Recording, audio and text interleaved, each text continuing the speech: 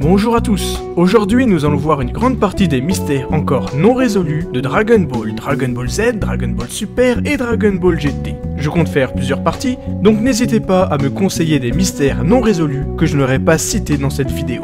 Sur ce, commençons. Le poisson disparu.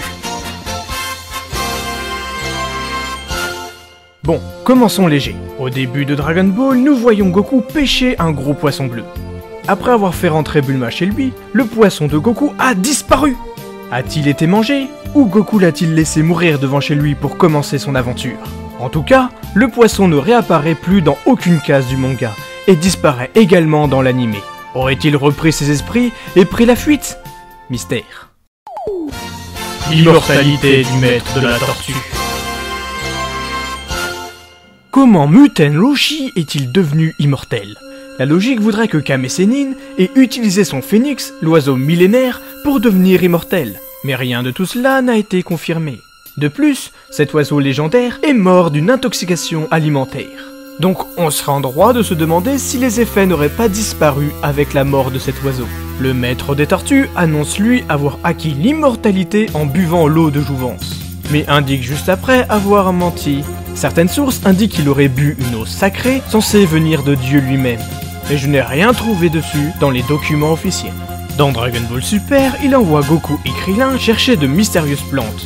Une fois récupérées, Muten Roshi les avale et indique qu'il pourrait vivre jusqu'à 1000 ans. Mais je pense pas que ces plantes en soient la raison.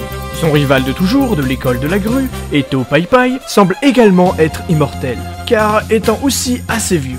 Pareil pour Baba la Voyante, la sœur de Kame Sennin. Elle est plus vieille que son frère et a commencé sa carrière de voyante 180 ans avant que son frère soit né. Quid des parents de Tortue Géniale et de Baba la Voyante, qui ont fait des enfants avec plus de 180 ans d'écart? La ménopause, tout ça, connais pas. L'élixir divin. Goku, après avoir perdu contre Daimao Piccolo, retourne voir Karine, qui lui fait boire l'élixir divin, ou la super eau divine. Cette eau a permis de libérer la force cachée de Goku. Mais qui a créé cette eau divine? Nous y voyons le kanji Kami, signifiant Dieu. Est-ce parce que l'eau est considérée comme divine, ou est-elle la création d'un dieu? Un ancien dieu, ou le dieu actuel? Si c'était le dieu actuel qui a créé cette eau divine, avait-il utilisé ses pouvoirs Namek pour éveiller le potentiel comme le grand doyen en créant cette eau?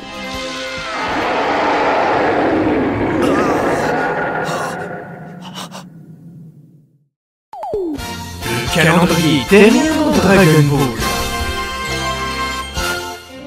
Dans Dragon Ball, les terriens ont leur propre calendrier. Chez nous, l'an 0 a été créé pour correspondre à la naissance du Christ. Dans Dragon Ball, l'âge 0 devrait également correspondre à un moment précis de l'histoire, mais quoi? Pourquoi les terriens de Dragon Ball ont-ils commencé leur calendrier à ce moment-là? Quel événement marquant a-t-il eu lieu? Je ne sais pas, je demande. Le créateur du Tenkaichi Budokai.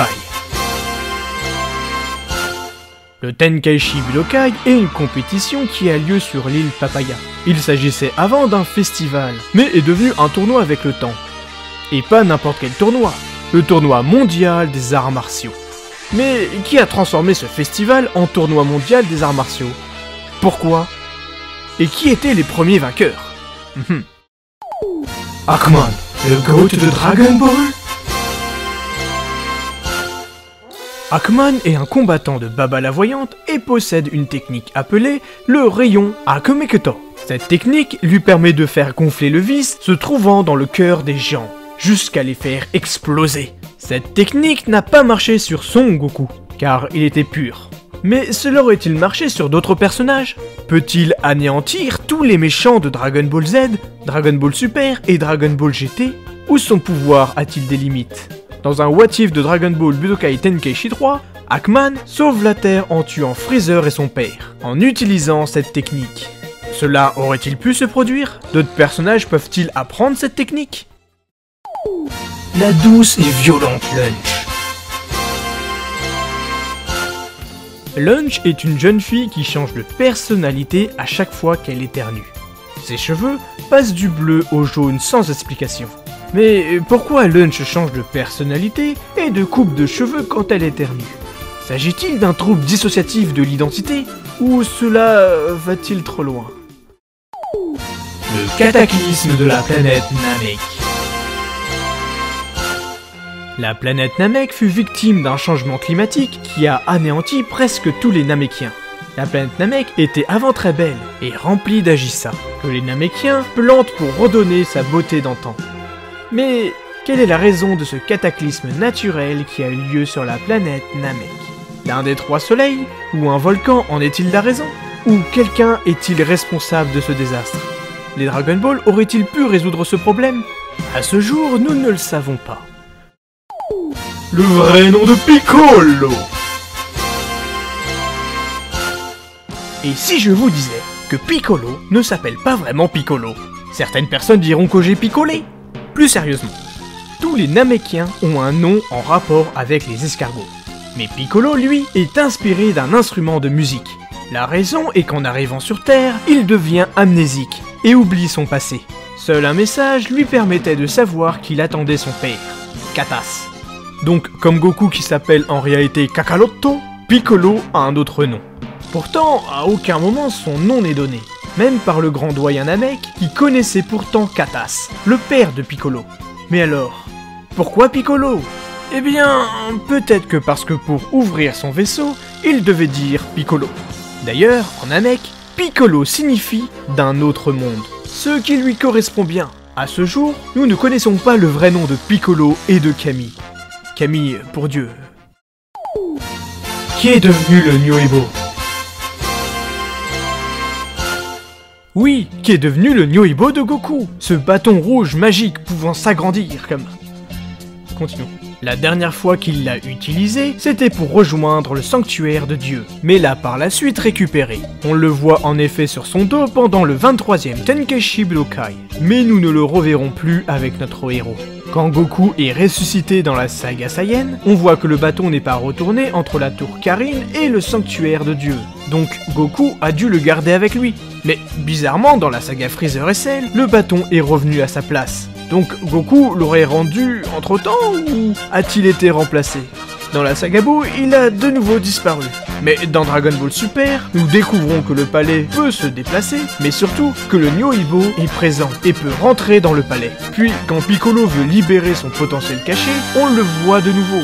Goku l'aurait donc ramené sur place, et le bâton était peut-être rentré les fois où il n'était pas visible. Les limites du Kaioken! Quelle est la limite du Kaioken? Goku utilise au maximum le Kaioken x20, et même le x100 dans le film 4. Mais peut-il aller au-delà, utiliser le Kaioken x500 et dépasser temporairement le Super Saiyan 3? Pourquoi Piccolo, Tenshinhan et Yamcha n'ont pas appris le Kaioken? Bon, je ne compte pas de choses. Imaginez Piccolo et Tenshinhan avec le Kaioken. Tenshinhan avec le Kaioken. Bon, la réponse semble surtout scénaristique, encore une fois. Le vrai corps de Ginyu! Ginyu a la capacité de changer de corps, et a d'ailleurs déjà pris le corps de Goku. Mais Ginyu semble aussi avoir eu un corps avant celui déjà observé dans l'œuvre originale. La réaction de Jis, qui semble connaître son pouvoir, en est une petite preuve. Le Daizenshu révèle que Ginyu récupère le corps de tous les adversaires plus forts que lui, et que seules quelques personnes connaissent sa véritable apparence. Sauzer serait d'ailleurs l'une de ces personnes. Et vous, à quoi pensez-vous que Ginyu ressemblait avant? Et peut-il récupérer le corps de Freezer? Et oui, et s'il le peut, pourquoi ne le fait-il pas? Par peur? Par respect? L'épée de Mirai Trunks. D'où vient l'épée de Trunks du futur? Ce n'est bien évidemment pas celle de Tapion. Pourquoi le petit Trunks n'en a pas, alors que cela semble essentiel pour celui du futur? Et d'où vient celle de Dragon Ball Super? Est-ce la première qui a été réparée et modifiée? Et comment fait-elle pour ne pas se casser en touchant le corps d'un combattant? Est-ce une épée spéciale? Ou est-ce l'utilisation du ki de Trunks qui la rend incassable? Une énergie infinie. Transformer des humains en cyborgs avec une énergie infinie, voilà le prodige réalisé par le Dr Gero. Mais d'où vient et comment est produite cette énergie infinie? Une énergie qui ne peut être détectée est suffisamment puissante pour infliger des dégâts à des Super Saiyans? Cela semble fou. Le numéro 17 et le numéro 18 ont été également modifiés au niveau cellulaire, ce qui explique l'endurance, la force et la vitesse des jumeaux. Mais cette énergie infinie n'a même pas pu être recréée par le Dr Edo. Ont-ils la possibilité de recycler l'énergie qui les entoure? Utilisent-ils l'énergie solaire? Ou des éléments? Pourquoi Cell n'a pas d'énergie infinie en absorbant les humains artificiels? Cela est une incroyable évolution qui ne sera jamais reproduite. Pourquoi C16 est défectueux? Comment un robot comme le numéro 16 peut-il exister? Fabriqué de A à Z et plus puissant que les autres projets du Dr Gero, C16 semble être le robot parfait. Mais pourquoi le Dr Gero indique que le numéro 16 est un échec? Son objectif principal est de tuer Son Goku. Il est suffisamment fort pour cela et ne représente aucun danger pour la Terre, car il aime la nature et les animaux. Donc les mots du numéro 20 n'ont pas l'air d'avoir beaucoup de sens. Le noyau de Cell. Comment Cell a-t-il survécu à l'attaque de Son Goku? Cell indiquera plus tard que tant que son noyau se trouvant dans sa tête n'a pas été détruit, il pourra se régénérer. Mais pendant le Kamehameha instantané de Goku, toute la partie supérieure de Cell a été détruite. Mais cela ne l'a pas empêché de se régénérer. Comment a-t-il fait? Peut-il déplacer son noyau? Ou en a-t-il plusieurs dans son corps? Après tout, son autodestruction n'a pas permis de le détruire. Cette cellule est peut-être plus dure que le reste de son corps, et aurait survécu au Kamehameha. Pour l'instant, on n'en sait rien, cela est peut-être juste une incohérence. Boo, un accident naturel? Comment Boo a-t-il été créé? Ce n'est pas Bibidi, car Boo semble s'être formé naturellement. Akira Toriyama indique que Boo existe depuis des temps immémoriaux. Il a donc été capturé par Bibidi. Mais qu'est-ce qui a permis sa création? Existe-t-il des entités similaires dans notre univers ou dans les 11 autres? On ne sait pas.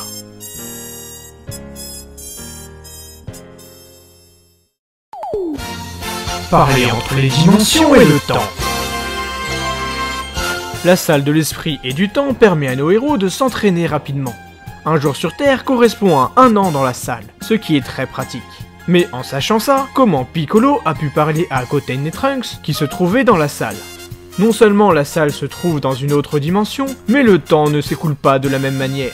Donc comment garder une discussion entendable entre ces deux dimensions? Piccolo a-t-il un moyen de communication spécial? Il est possible qu'il ait envoyé son message mais ne puisse pas entendre leur réponse. Mais en réalité, cela semble juste être une incohérence. Pas plus de 2 dans la salle. La salle de l'esprit et du temps ne peut pas supporter plus de 2 personnes. C'est ce que dit Goku à Vegeta dans l'arc Cell. Mais durant l'arc Boo, ils étaient pourtant 4. Goten, Trunks, Piccolo et Super Boo. L'idée pour sortir aurait donc été que Goten et Trunks fusionnent une fois Boo battu, pour de nouveau être 2, Gotenks et Piccolo, ce qui leur permettrait de sortir de la salle. Donc on pourrait rentrer à 4, mais sortir que si l'on est 2. Pas plus de 2 années tu resteras. Toujours dans la salle de l'esprit et du temps, Piccolo indique que l'on ne peut pas rester plus de 48 heures dans la salle. Pourtant, Goku et Vegeta y retournent pour s'entraîner durant 3 jours, et Vegeta y retourne fréquemment dans Dragon Ball Super. On peut donc penser que soit les règles ont changé, soit que Piccolo s'est totalement foutu de la gueule de Vegeta, qui est tombé dans le panneau. Mais il est aussi possible que Goku et Vegeta créent un passage interdimensionnel pour sortir de la salle, comme Super Boo et Gotenks l'ont fait. Pour l'instant, rien n'indique comment Goku et Vegeta ont pu dépasser les 2 ans. Paradis ou enfer? Comment sont jugées les âmes dans l'autre monde? Comment peut-on dire que telle personne doit aller en enfer ou au paradis? Chaque personne a un vécu différent, influençant ses choix et empêchant certaines personnes de faire le bien. Par exemple, Goku était destiné à être un Saiyan destructeur, mais ne l'est pas devenu grâce à un choc sur la tête. Cela veut dire que la violence était génétique chez Goku et chez les Saiyans. Il devait donc aller en enfer, mais a eu la chance de se cogner la tête et de devenir amnésique. Nous pouvons également prendre l'exemple de Bardock de Dragon Ball Super, qui tue certes des civilisations, mais aide des personnes à s'échapper. Bardock est donc obligé de détruire des populations pour survivre, en essayant d'en sauver certains, mais finira en enfer. Des cas exceptionnels existent, comme celui de Vegeta, dont le corps fut conservé pour recombattre Majin Buu. Je pense que le but est de conserver les âmes pures au paradis, mais de laisser une seconde chance aux autres en les réincarnant, jusqu'à qu'eux aussi arrivent à atteindre le paradis. Un mort. Dans Dragon Ball Z, une personne peut mourir et conserver son corps. Mais que se passe-t-il si un mort meurt? Il est indiqué par Goku que si Vegeta meurt, alors qu'il est déjà mort, il disparaîtra de ce monde et de l'autre monde, pour ne plus exister. Mais est-ce vraiment le cas? Cela est-il déjà arrivé à quelqu'un? Shenron ne pourra évidemment rien faire, mais Super Shenron le pourrait-il? L'autre monde. Qui a créé l'autre monde et sa hiérarchie? Zeno? Les anges? Le temps? Cette société et son organisation permet de contrôler le monde des morts. Mais qui en est vraiment à l'œuvre? Avant sa création, était-il possible de mourir? Avions-nous deux vies avant de ne plus exister? Des criminels ressuscités illégalement. Comment des criminels comme Magenta et Ginyu peuvent toujours être en vie alors que la Terre a été détruite par Majin Buu et que le vœu demandait de ressusciter tout le monde sauf les criminels? Tao Pai Pai et le maître de la grue ont-ils également été ressuscités?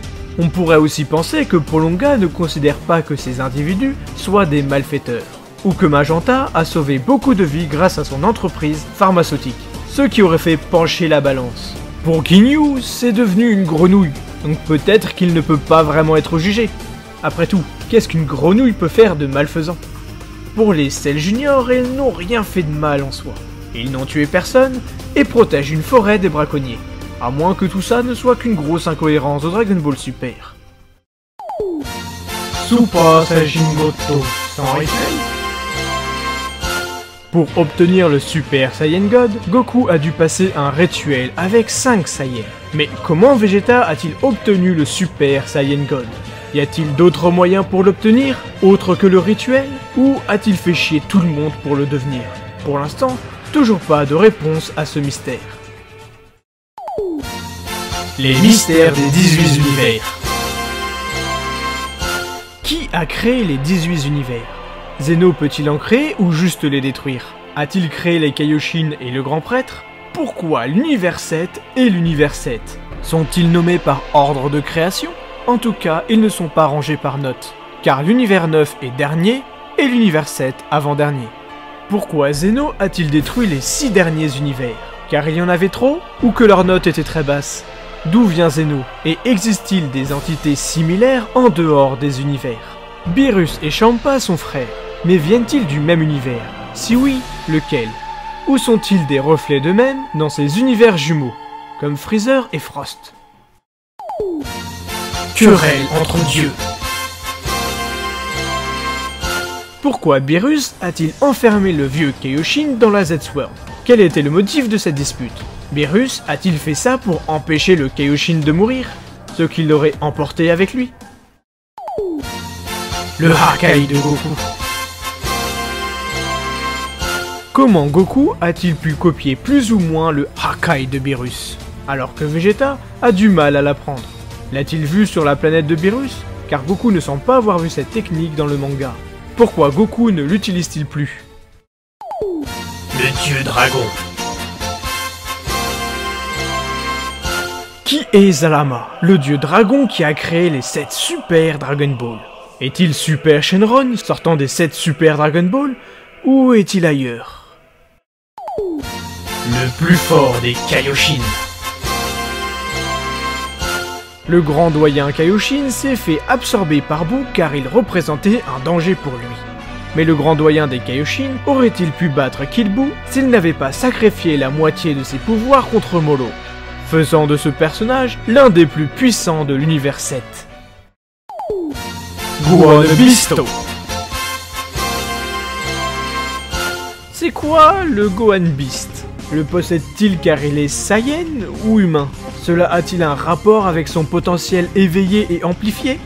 Dans Dragon Ball Xenoverse 2, toutes les races peuvent l'utiliser, donc cela n'aurait aucun rapport avec le sens Saiyan de Gohan? Pour l'instant, cette forme reste un mystère. Goku Junior.